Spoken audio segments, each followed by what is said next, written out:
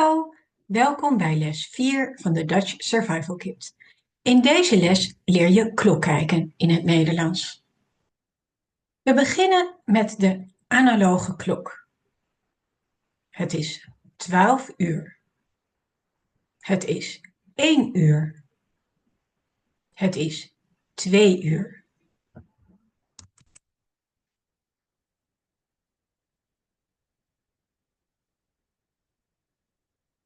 Een uur heeft 4 kwartieren en 60 minuten.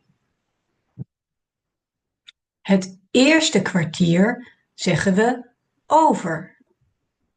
Bij het tweede en derde kwartier is de focus het halve uur. We zeggen voor half en over half. Het laatste kwartier kijken we vooruit. Voor. Laten we een heel uur bekijken. 10 uur, 5 over 10, 10 over 10, kwart over 10, 10 voor half 11, 5 voor half 11, half 11. 5 over half 11, 10 over half 11, kwart voor 11, 10 voor 11, 5 voor 11, 11 uur. Let op, het woord uur zeg je alleen op het hele uur.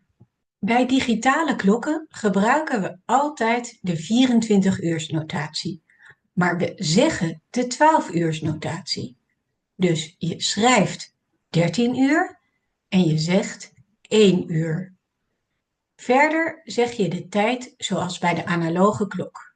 Dus 10:15 is kwart over 10 en 10:35 is 5 over half 11.